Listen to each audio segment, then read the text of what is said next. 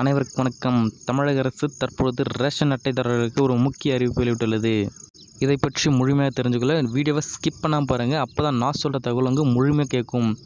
அதே போல் நம்மளோட சேனலுக்கு இப்போ தான் வரீங்கன்னா ரெட் கலர் பட்டன் அமைத்தி நம்மளோட சேனலை ஃபாலோ பண்ணிக்கோங்க. அப்போ தான் நான் போடுற இந்த மாதிரி யூஸ்ஃபுல்லான வீடியோ உங்களுக்கு சேரும். தற்பொழுது தமிழக அரசு ஒரு முக்கியமான அறிவிப்பு வெளியிட்டிருக்காங்க. அது என்னென்னு பார்க்கலாம். இவர்களுக்கு இனி ரேஷன் கடையில் அரிசி கிடையாது. யார் யார் அப்படின்றத இந்த வீடியோவில் ப்ரீஃபாக பார்க்கலாம் வாங்க. அப்புறம் நான் ஒரே ஒரு விஷயம் கேட்குறேன், நீங்கள் எந்தெந்த ஊர்லேருந்து பார்க்குறேன்னு சொல்லிட்டு மறக்காமல் கமெண்ட் பண்ணுங்கள்.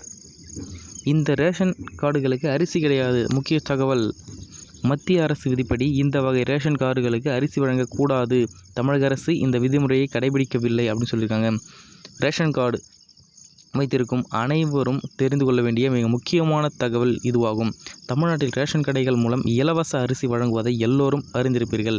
ஆனால் அதனை ரேஷன் கார்டு வைத்திருக்கும் அனைவரும் பெற முடியாது. குறிப்பாக முன்னுரிமை அரிசி கார்டு வைத்திருப்பவர்களை தவிர மற்றவர்களுக்கு அரிசி கிடையாது.